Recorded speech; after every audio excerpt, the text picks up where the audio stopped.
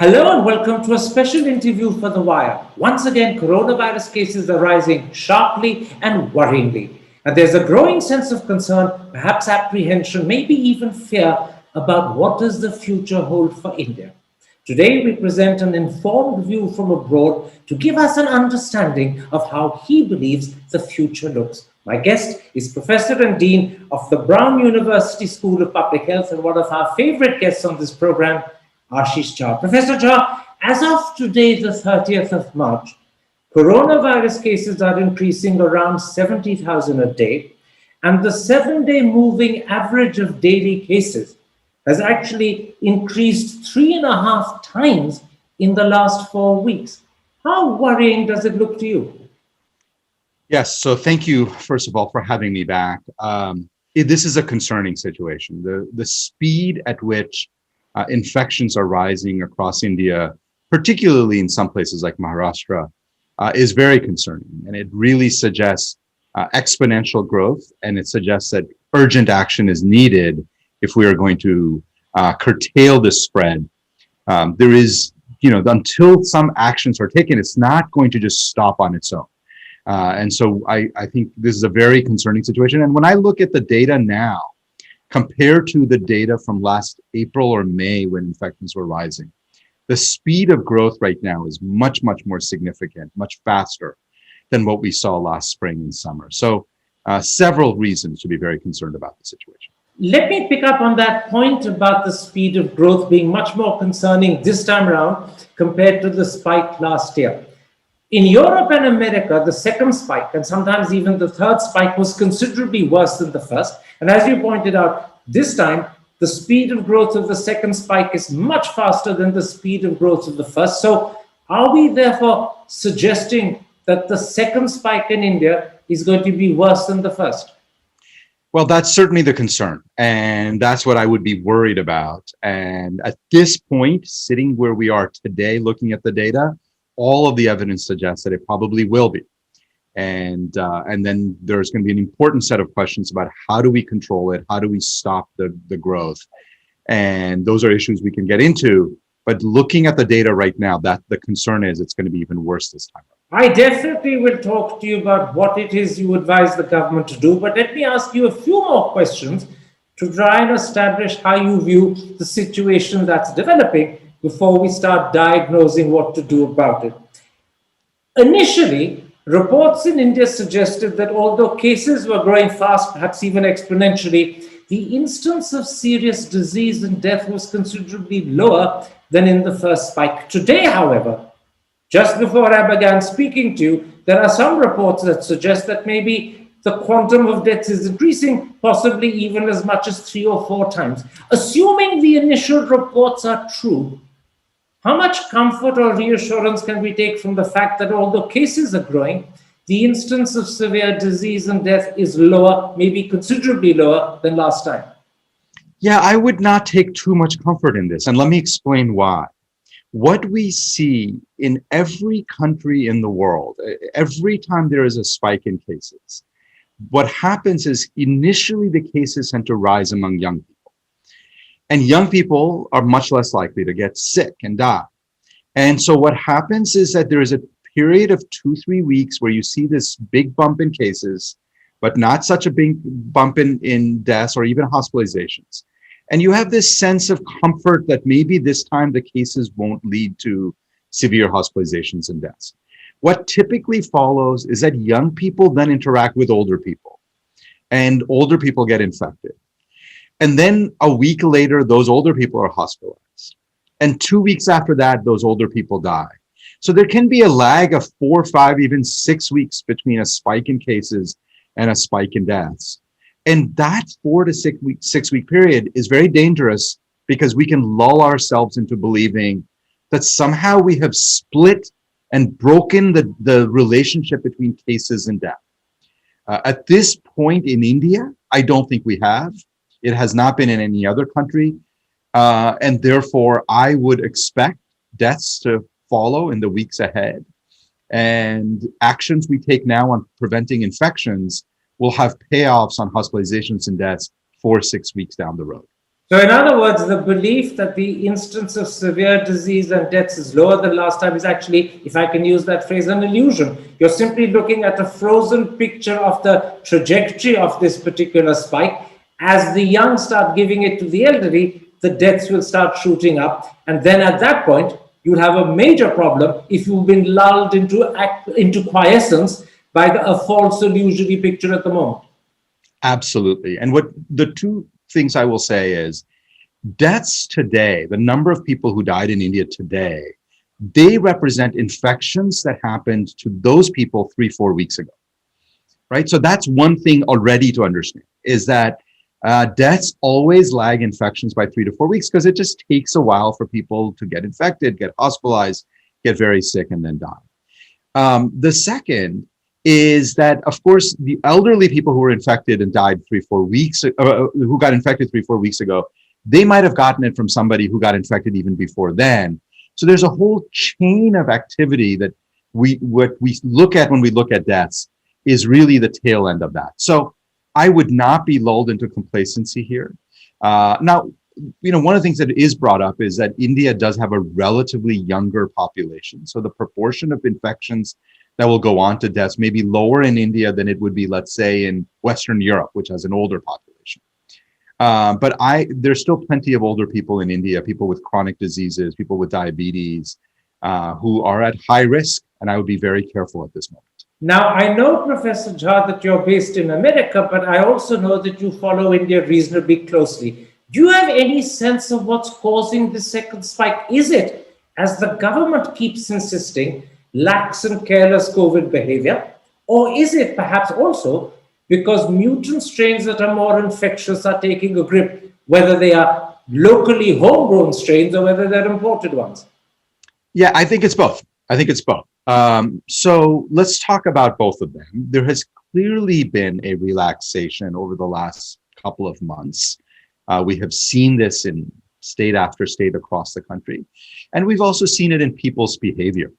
When I've been speaking to my family and friends in India, both in the major cities, Delhi, Mumbai, but also in the more rural areas of Bihar, for instance, where I have family, even 2 months ago, I was hearing people say, well, the pandemic here is over. And I thought, I don't know how it's over. I don't know how it could be over. The rest of the world, the pandemic continues. And I was hoping, of course, they were right, because wouldn't that be wonderful? But unfortunately, it turns out that this is a global pandemic. And I think that sense of relaxation and relief is one major part of it. But the second is the mutations, and specifically the variants like the B.1.1.7 that was originally identified in the UK. Now, one of the problems right now is India is not doing enough surveillance. And when I say surveillance, I don't mean just testing for disease, but I mean genomic surveillance to figure out which strain of the virus is circulating. We have pockets of information. We have some data from Punjab, for instance. We have some data from a few places that show high levels of these variants. But India has a lot of technical and biotechnology capacity, should be doing much greater surveillance to look at where are the mutations spreading. One last point on this, the reason why those strains are so important, especially B.1.1.7, the UK strain, is it is 40 to 80% more contagious. It spreads much, much more efficiently. So that is a major issue, that even if people are relaxing only a little bit, it can trigger these very, very large infections. That's what we're seeing across Europe. That's what we're seeing in Brazil, though they have a different variant. That's what we're starting to see here in the United States, despite our very good vaccination numbers. No surprise, that's also what's starting to happen in India. In fact, you mentioned India's low level of genome sequencing and genome surveillance. Today, the government at a press conference officially revealed that India has done just 11,064 genome sequences. That, it's been calculated, is roughly 0.1% of the cases in India. I take it you believe that's woefully too little. Woefully too little. And there is a debate about what is the right amount. In the UK, which is really the gold standard, the reason they identified that variant early is because they do very good genomic surveillance, and their surveillance number is about 5%. The United States, which I believe is lagging, is not doing enough, and I have been pushing the US government to do more, is doing about 2%. So 2% in my mind is too low. 5% is probably the right number. Somewhere in there is probably the reasonable approach. 0.1% is way off. And it isn't just about the number, it's also about where you're doing it. But India should be doing genomic surveillance across the country, doing samples from different cities, different states, different communities, to really understand what's going on with this virus. Without that information, you're flying blindly. It's very hard to know what's driving the infections and what to do about it. One more question about the situation before I ask you about what it is that you would advise the government to do. In Maharashtra, which is by far the worst affected state, something like 60% of the daily increase in infections is taking place in that one state alone. Genome sequencing has established the existence of a double mutant strain. And the government has confirmed, again in an official press release, that between 15 and 20% of the samples tested from Maharashtra are of this double mutant variety. Now, on the basis of what is clearly very limited information, how worrying is that? It's concerning. And these double mutants, again, there's some specific information that we need still, more details. But basically, there are two types of mutations that are important for your listeners to know. There are a set of mutations that cause the virus to be far more efficient at transmission, meaning it spreads much, much more easily. And then there's a set of mutations that make the virus better at escaping immunity. So that means they may be better at evading vaccines. They may be better at evading immune response from somebody who's been previously infected. And so both of those mutations are, of course, very important. And what we are seeing in some places, including some places in India, is mutations that viruses that have both of those mutations, both do some level of immune escape as well as are more transmittable. And that's a very concerning combination for all the reasons that you can imagine. So you're saying that if the double mutation that is being found in 15-20% of the cases that are tested from Maharashtra has both of those characteristics, it is both more infectious but also more capable of escaping the vaccine or the immunity, then it is a really worrisome double killer, if I can use that colloquial phrase. Yeah, I think if and again, we just need more details about these mutations, and it's hard to just do it. I mean, so what you need to do is the genomic sequencing, and then you need to do some other testing to figure out exactly how is it working in the lab and in people. But so we still need to sort some details out, and I don't want to be overly definitive because we're still learning. But if it turns out that these mutations really are causing both more contagiousness and more immune escape, that is a very concerning situation. And that will need to be dealt with very effectively. One of the key questions will be, do the vaccines that India has, both Covishield and Covaxin, are they going to be effective against these new strains? You know, so far, most of the vaccines have held up quite well. But here is the source of concern. Covishield, which is the Oxford AstraZeneca vaccine, that seems to not work very well against the South Africa strain, the one that has the immune escape, B1351. And so one of the key questions that I will be interested in following is, what exactly are the mutations of these double mutant strains? And how well does Covishield and Covaxin work against it? Because obviously we hope that people who've been vaccinated should still stay protected. They will be against most strains, but we do need to sort that out. There's a hint in your answer that I want to tease out, if I may. Are you suggesting that because Covishield is less effective against the South African variant, there's a possibility, I don't want to put it higher than that, it may also be less effective against the double mutation that's been found in India? And given that Covishield is by far India's main vaccine, I think I'm right in saying something close to 85 or 90% of the doses given in India are Covishield, not Covaxin. In those circumstances, if Covishield turns out to be less effective against the double mutant in Maharashtra, we have a serious problem on our hands. Yeah, and I don't want to overstate what we know. And I still believe that the single best strategy for India over in the long run, medium to long run, is to get as many people vaccinated as possible. And Covishield in general is a very, very good vaccine against pretty much most of the strains that are out there. But we have seen in very good data that it is not effective or not very effective against the South African variant. And so part of what I need to understand is based on the genomic surveillance data that India is gathering, to what extent is it the same set of mutations? And if it turns out that Covishield is less effective, then yeah, then we have a serious problem that we have to deal with. There are other vaccines that are effective against the South Africa variant, but Covishield, at least so far, has not been shown to be very effective against the South Africa variant, and that would be of concern. Against this background, let me then come to that question that I've been deliberately putting off till now. What would your advice to the Indian government be? What should you tell them that they ought to be doing and doing, I imagine, pretty quickly? Yeah, look, a year into this pandemic, we now have both a very good sense of how the virus spreads and what we can do to prevent spread. So let's talk about what we know. The virus spreads efficiently when people gather indoors and are not wearing a mask. That's where most of the spread happens. Now, you can get some spread outdoors as well. It is harder, but you can have it.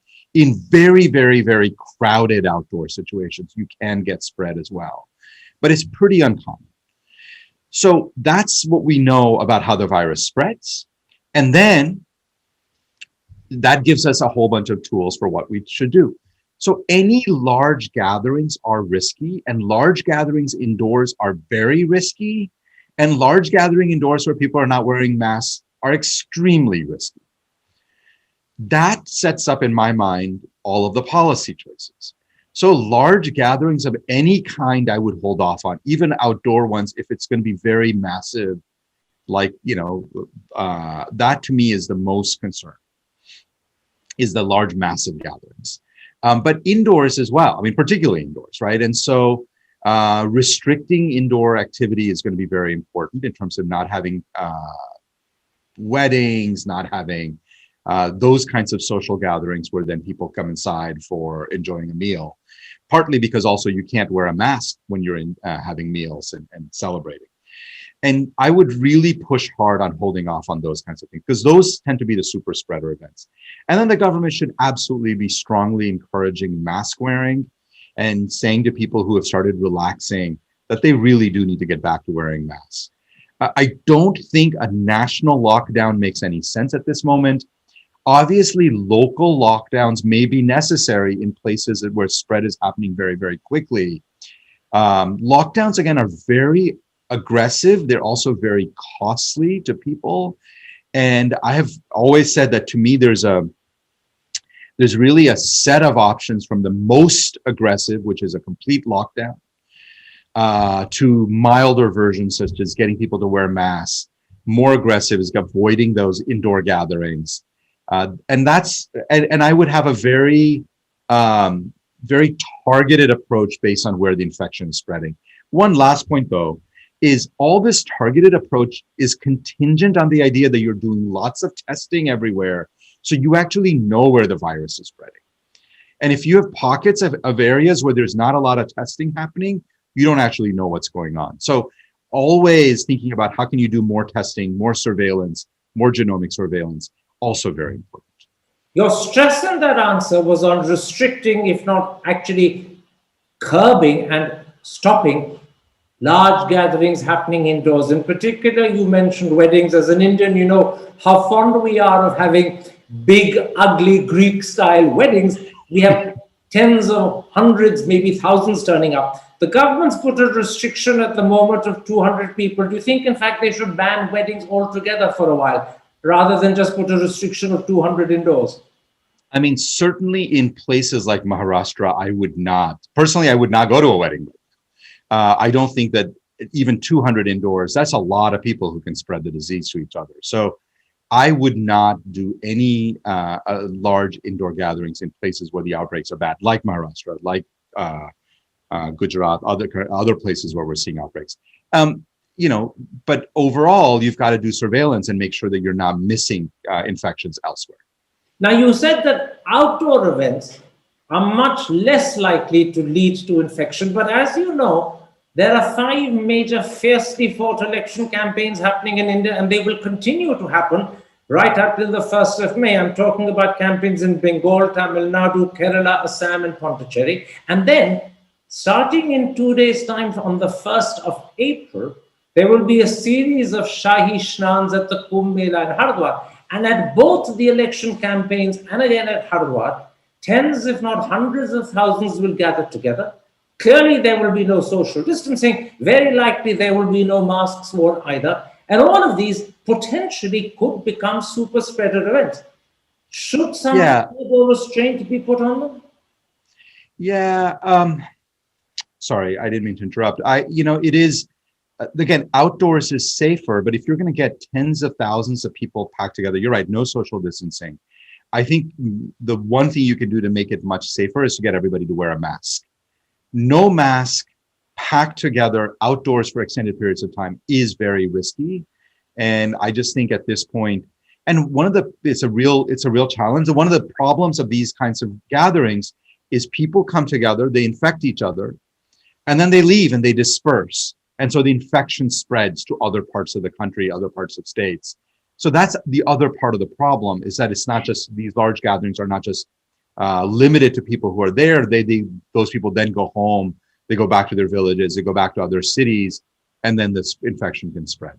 So at the very least, at the political rallies that are happening, and at the very least at the Shahi Shnans that will start next month, everyone must have a mask and the administration must insist on it, because at the moment, the Prime Minister and the Home Minister hold huge rallies and very few people, if any, have a mask. Sometimes you see the Prime Minister and the Home Minister themselves walking around. Others around them may have a mask, but they don't. And that's clearly going to be the case in Haridwar. So you're saying these authorities must insist at the very least on mask wearing. Absolutely. And what is interesting is even in the United States, right now you can see President Biden every day, even though he's been fully vaccinated for months, he wears a mask every day, every time he interacts with people, because he's sending a symbol and a signal to people saying it is very important that we're all wearing masks. I think Prime Minister Modi should be doing that. I think the Home Minister, I think the entire leadership should be doing that when they're out and about, wearing a mask as a way of normalizing it and as a way of sending a signal to people that it's very important that people continue wearing masks right now.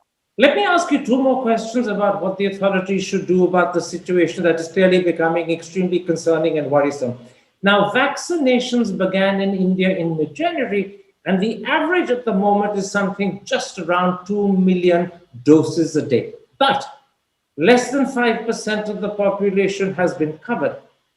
So is it a priority for India to exponentially, if I can use that phrase, increase the number of doses and the number of people each and every day? Absolutely. Absolutely. And look, India has the capacity to do it.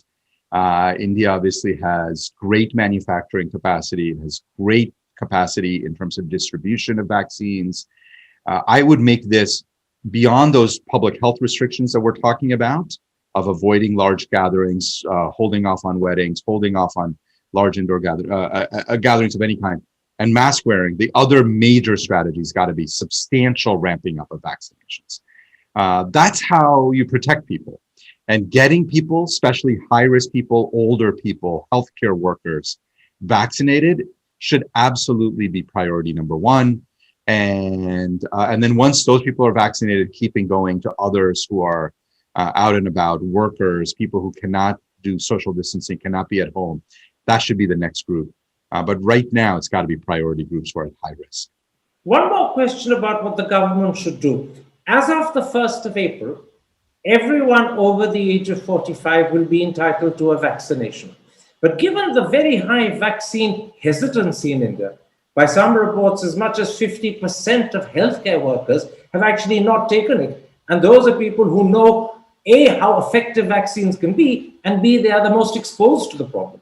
And secondly, given the fact that the young seem to be becoming infectious much more in larger numbers in the second surge compared to the first, Should the government, in fact, drop the age to 18 and thus ensure that every adult gets a vaccine regardless of age? Yeah, this is a very tricky question to answer. And let me lay out both sides of the case for you and why I will, and then we can talk about what the right answer is. So I think one of the things the government absolutely has to do is launch a campaign to build up more confidence. I think the fact that 50% of healthcare workers have chosen not to get vaccinated, to me, is a travesty. It's a huge problem because these people should know better. The day that the vaccine became available to me as a practicing physician, I signed up that day and got vaccinated as quickly as possible. Everybody should be getting vaccinated. These vaccines are really quite remarkable. They're generally very, very good. They're very safe. And so that should be the strategy. But obviously, there's still concern out there. And the government should absolutely be launching a campaign to help build confidence. Look, and it's not just the government is not going to be able to do it. Like, enlist the Bollywood stars, enlist the great musicians that Indian, especially young people, but actually everybody listens to and loves. Enlist the cricket stars, enlist people who are cultural icons. That is going to be a very important part of getting people more confident. On this issue of lowering the age, I mean, the challenge in my mind is, okay, there are some advantages to lowering the age, and obviously young people getting vaccinated will help cut transmission because they're often the young who are getting infected first. The problem in my mind is right now, India has so many vulnerable people who are older, people with chronic disease, excuse me, who have not yet gotten vaccinated. And those are the people who are going to end up in the hospital. Those are the people who are going to end up dying. And I want to make sure we reach them first. So that's why I am of mixed feelings. If the problem is that you can't reach them and you have vaccines sitting around, then by all means, yes, open it up to anybody who wants it. But if you can prioritize, I would prioritize older and high-risk people first, just because for them, infection is so much more deadly. That's a very clear answer. Your priority should be the elderly, the high-risk people. If after that you have excess vaccines, excess being a rather peculiar term to use, but if you have additional vaccines, use it for everyone. But the priority should be the elderly and the high-risk. I want to ask you 3 more questions, no longer about India, but about the world and how the world is faring, because we have you with us, and I know that you are an expert on the international picture in particular. First, let's start with America. I know you've given something like 143 million doses, which is an incredible number. And I know that COVID cases first plateaued and then declined in America, but now I believe as of this week or last week, they're growing again. I believe this week it was 10% more than last week. And the director of the CDC has actually used fairly emotional language because she's spoken about a sense of impending doom. How serious is the situation that's developing in the United States? Yeah, and the director of the CDC, Rochelle Walensky, is a friend and close colleague I've known for a long time. She does not use those words lightly. But let me give you my take on where America is. So first of all, America, about 1/3 of all adults in America have gotten at least 1 shot of the vaccine. That is very remarkable level of progress. And vaccinations are going very, very quickly. We are vaccinating about 1% of the population every day. So that's really quite impressive. And that will continue for the next month, 6 weeks, until we get to, I think, a very high level of vaccination. And things were looking great. Infection numbers were coming down, hospitalizations were coming down. And if it wasn't for the variants, and I've been saying this for 2 months here, if it wasn't for the variants, we would be in the clear that the next month, that the worst would be behind us and things will be only getting better.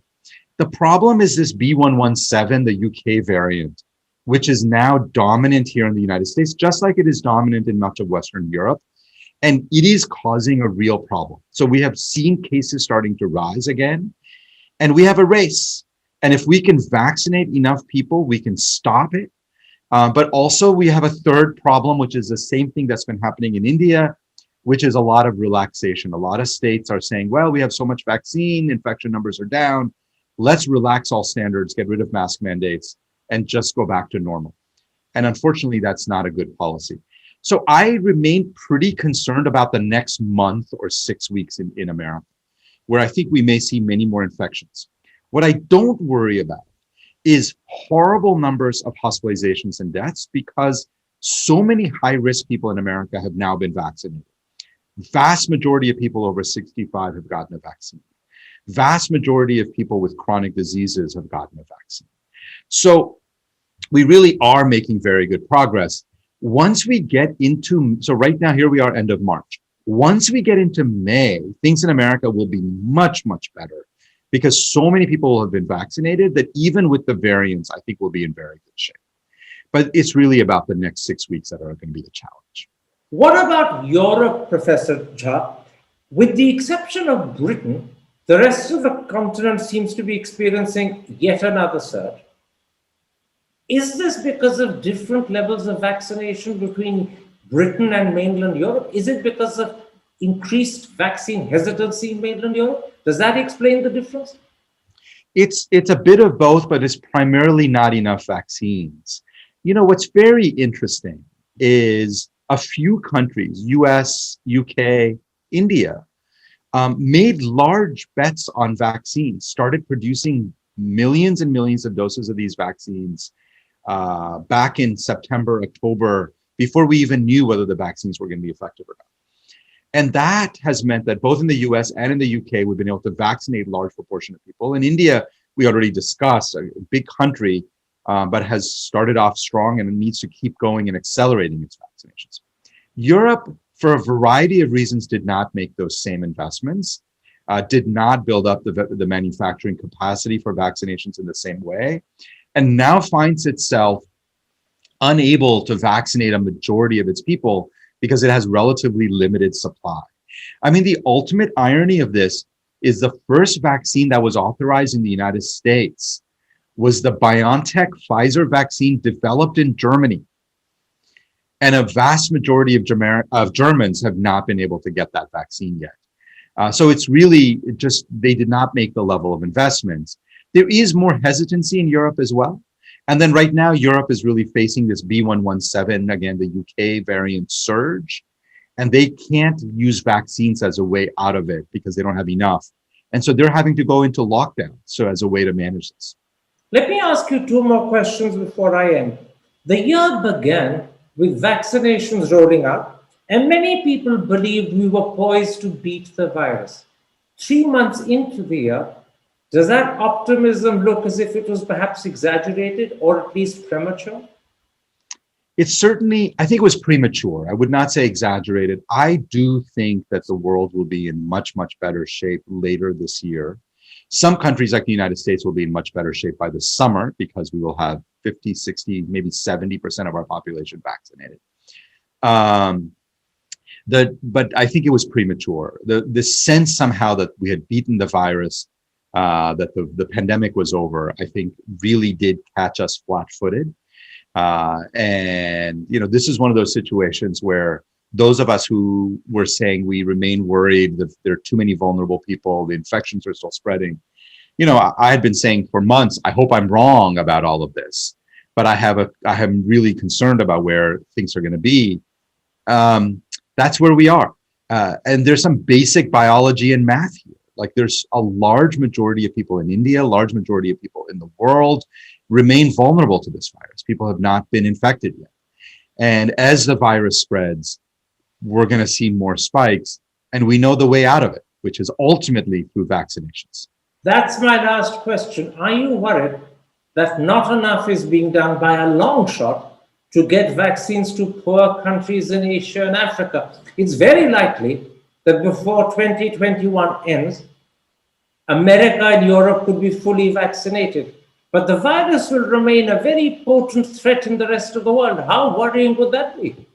It's very worrying. It's got two sets of problems with it. One is we are going to have a world of some countries in very good shape and other countries really struggling. And that, of course, is from a moral and ethical point of view a huge problem. But there's also a second part of this, which is, it turns out we all live on the same planet, and the virus is not very observant of political boundaries. And given how much global trade and travel there is, you will see variants arising in places with large outbreaks, and then you will see it spreading around the world. And of course, the nightmare scenario is the rise of a variant that ultimately even renders our vaccines completely ineffective. I don't think that's a high possibility, but I think it is a possibility. And the best way to avoid that is to get the world vaccinated as quickly as possible. Can I interrupt? Yeah, please. Yeah, please. As long as the virus keeps spreading, possibly at a greater speed in these countries of Europe and Asia, the chance of a totally immune escape variant is there. And if that happens, it can travel right back to Europe and America. And therefore, what you're saying is no one is safe until everyone is safe. You've said it better than I could have. That is exactly right. No one is safe until everyone is safe. In 1 year, we have seen the rise of so many variants of this virus. This from the ones in South Africa, different variant in Brazil, different one in the US, UK. That's 1 year. And if we do not vaccinate the world in 2021, and if we let it slip into 2022 or even 2023, we will be giving the virus many, many more opportunities to mutate and to eventually become more and more vaccine resistant, because that will be the selection pressure on the virus. I don't really want to give the virus more chances. And therefore, if we really want to bring this pandemic to an end globally, we have to vaccinate the globe. That is very, very clear. I thank you, Professor Jha, for yet another encyclopedic interview.